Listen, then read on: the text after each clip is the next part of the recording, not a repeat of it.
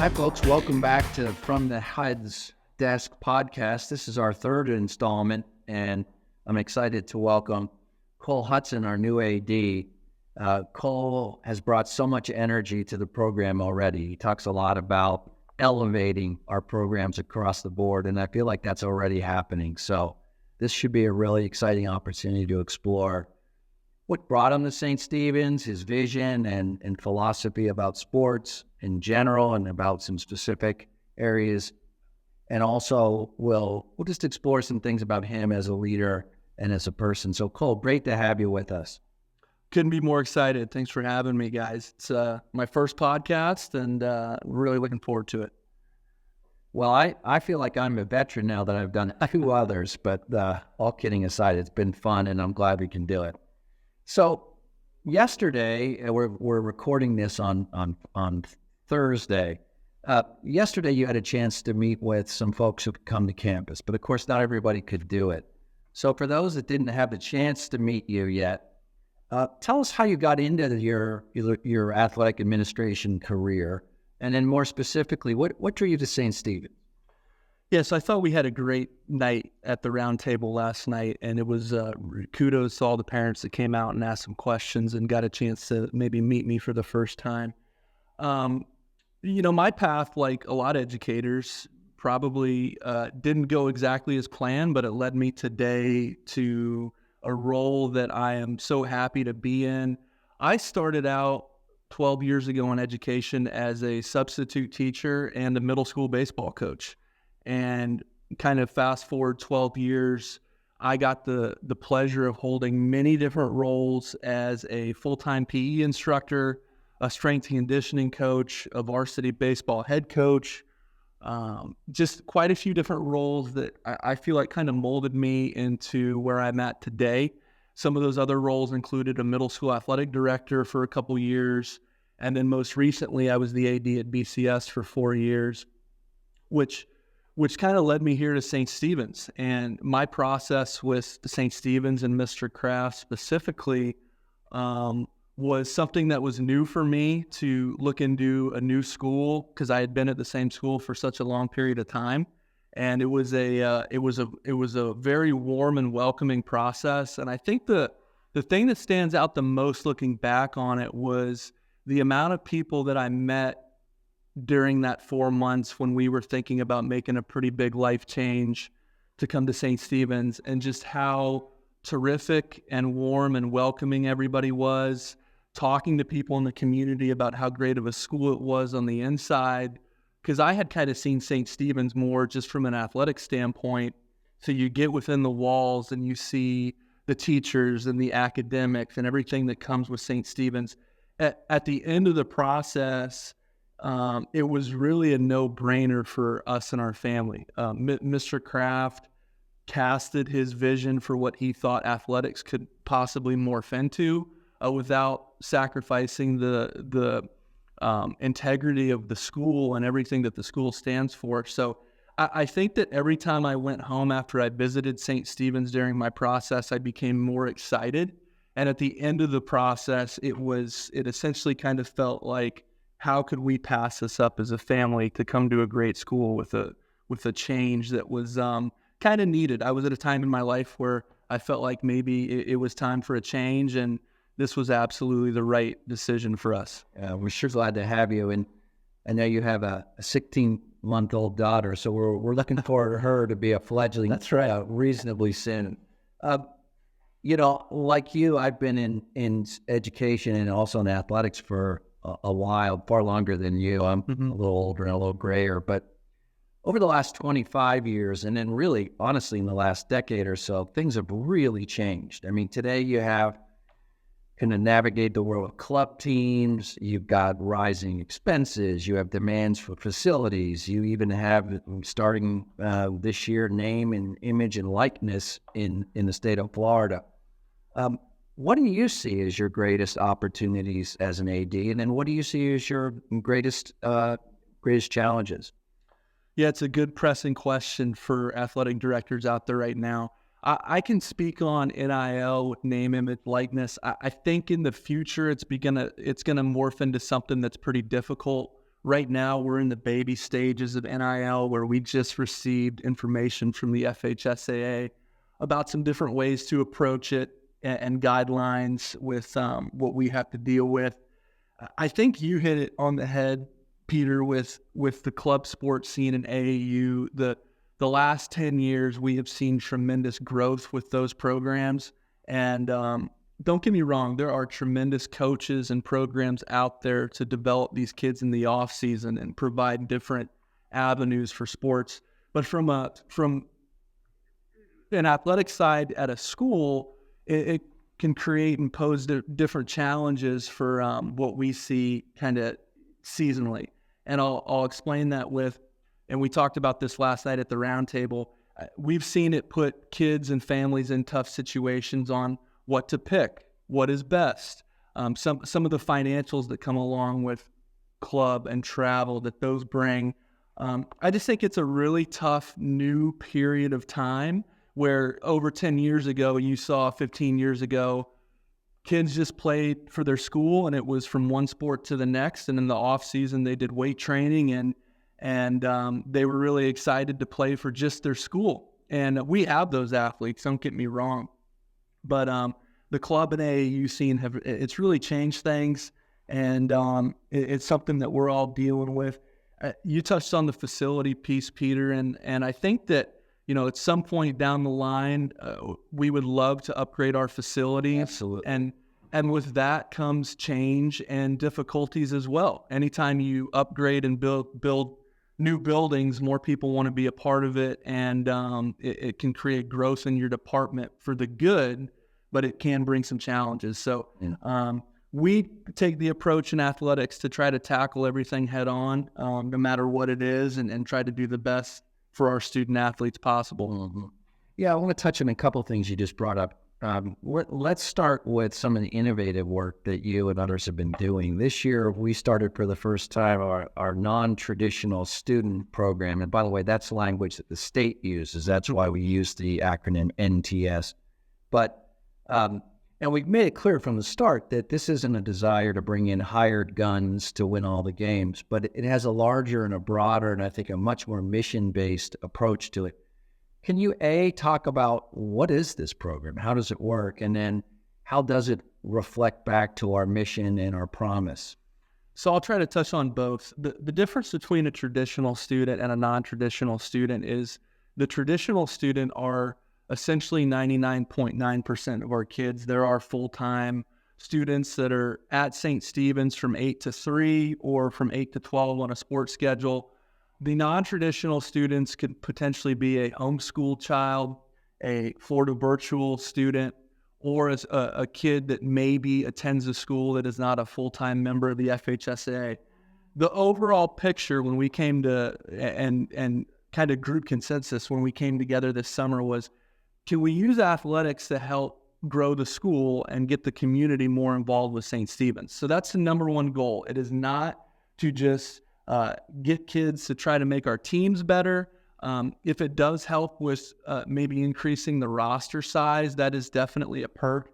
But we are not recruiting kids. We are taking families that qualify and apply for this program, and mainly that fit the mold of what St. Stephen's is all about. And hopefully they become full-time students in the future because they have such a great experience as a non-traditional student.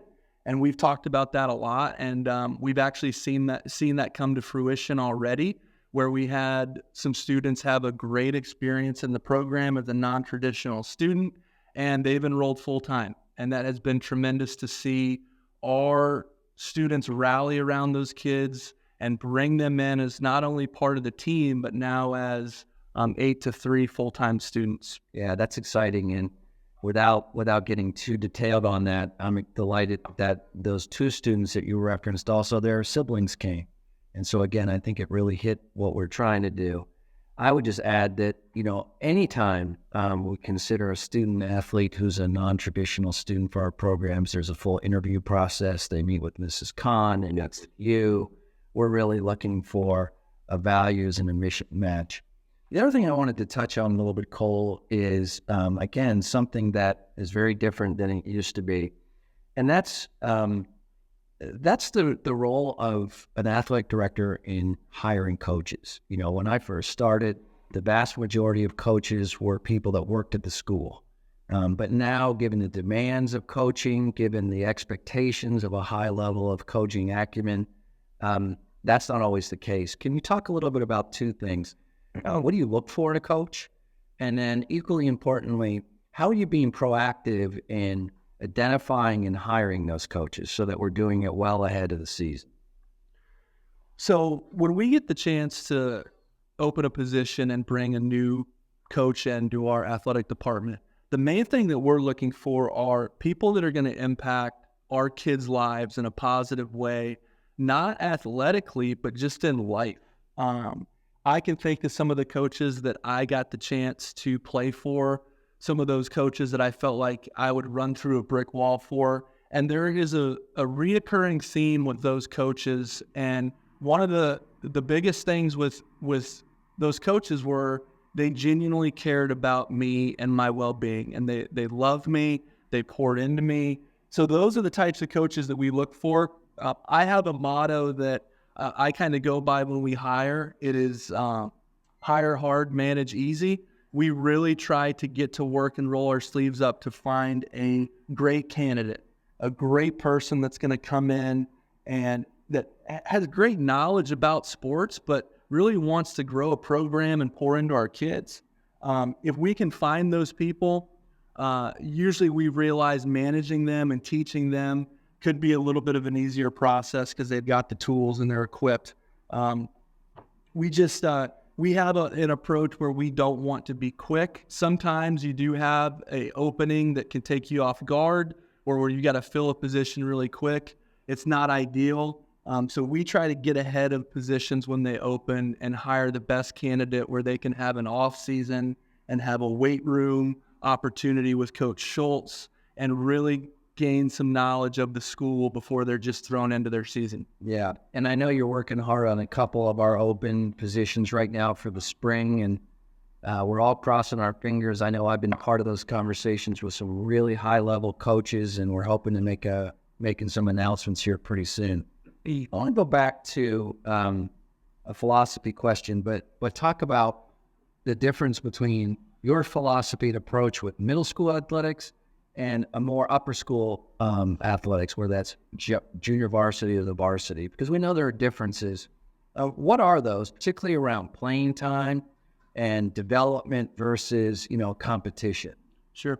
Good question. We talked about this one last night at the round table, and some of the best ways I can describe the differences, you should see our middle school kids playing a lot. You should see our benches being cycled through very frequently. We've got kids that are trying middle school sports for the first time, and that's a big deal to them and their development and their growth in life and their maturation. So we want to make sure those middle school kids get a chance to play and they have fun and have a great experience. At the high school level, you're probably going to see our high school student athletes in the weight room more, probably practicing for a little bit of a longer period of time. We encourage those high school and varsity sports to get in the film room and break down film. Some of the commonalities are, though, that we want to see all of our 6th to 12th grade student athletes giving relentless effort. We want to see them respecting each other on and off the court or field or in the pool, wherever it is. You should see some similarities with those type of things. Our student athletes have to also remember 6th to 12th grade that student comes first. The classroom is a majority of their day, and we understand that our athletes love sports, but at some point, sports are going to run out in everybody's life, and the real world is going to approach, and we've got to be ready for that whenever that time comes. That's well said. Yeah, academics, of course, always do come first. And there is, as you and I both know, a great symbiosis between being a great athlete and a great student, and conversely, a great student and a great athlete, or a great musician, or a great member of our musical, or any of those other really critical parts of a holistic education. I want to take us in a little different direction, and we'll finish up with one kind of more broad and philosophical question. I'd love for folks to get to know you a little bit more, so I'm going to ask you to play a little fill-in-the-blank game with me. Sure. So if you'll play along at home too, but fill in this blank, Cole. Something that might surprise people about me is blank. For me personally, I think the sport that I physically play the most is golf. And it's a lifelong sport that I didn't play a whole lot growing up. And like some people, they get older and they're done with sports. You got to pick up a hobby. And my wife will probably tell you I take it too seriously at times. If I don't play well, I probably lose a little bit too much sleep. But it's a game that I've really fallen in love with after I got a chance to play football and basketball and baseball for essentially 21 years of my life. So golf is very special to me. I love seeing our kids and everything that Coach Judy's doing with our golf team. But when I get a chance, I try to go hit them as much as I can. Yeah, good for you. And the second of these two questions is fill in the blank for this. When I was a kid, I always dreamed about becoming a blank. It has to do with this podcast. I was actually really close and very interested in sports radio. My wife will also probably attest to this and would joke about it. I only listen to sports talk and news on the radio. I really don't listen to any music at all anymore in my life. And she calls me an old man for it. But I love sports radio whenever I get the chance to listen. And something really interesting is we've got a grad here at St. Stephen's, and Aaron Jacobson, and he's on 620. I listen to him all the time. But that was an area growing up that I really almost pursued communication. So a really neat thing in my life to call myself an old man and listen to sports radio all the time. Yeah, and I love to shout out to our alums. We have some pretty extraordinary ones. Last question, but it's gonna ask you to elaborate just a little bit more than my fill in the blank questions. We of course hope that you'll be here for quite some time. So fast forward a little bit. In 10 years, what do you hope to see in the athletics program, in the athletic facilities, in the growth of that whole experience for our student athletes at St. Steve? Yeah, great question. I think presently we're trying to lay the foundation for those 5 to 10 year projections down the line. And everybody talks about it, but I think there's a big difference between just talking about it and being about it. We're trying to be really intentional with having some conversations about maybe upgrading our facilities. And beyond that, what I would love to see is our current students, fast forward 10 years, back here coaching if they get the opportunity. I would love to see some of our young head coaches that are in their first or second year be varsity or even college coaches in 10 years. That's the type of vision that I see for St. Stephen's. Of course, we want to build a strong athletic department, and I hope that you're seeing some of those changes here early on, where in 10 years we've got families that are itching to come be a part of St. Stephen's because of athletics without us lowering the bar of what St. Stephen's is all about. So those are a few things of what I envision. I would just really love to see, I'm all about alumni coming back. Some of our current kids in 10 years, if they're back here coaching or they have their kids here at some point as St. Stephen's students 10, 15 years down the line playing sports for us, I think that's what it's all about. Yeah. Well, the Falcons fly home, to excuse the somewhat cheesy analogy. Well, Cole, I really appreciate you, and I just want to wrap this up with paraphrasing something that you shared and I did yesterday in our roundtable, and that is how we define success. You and I are both competitive. We played athletics at a high level. We coached, but you mentioned that really those not the metric that you were looking for. Mm-hmm. You're really looking for more student athletes participating. You're looking for those student athletes, when they participate, to get better and better and better, despite wherever they started. And then lastly, the coaches really know that student. They know that student's family, and they know the broader athletic community. And in 30 seconds or less, why are those your metrics? Why are those your standards of success? I'll even go beyond that, Peter. We talked about that in the summer when me and you sat down and talked about big vision for athletics.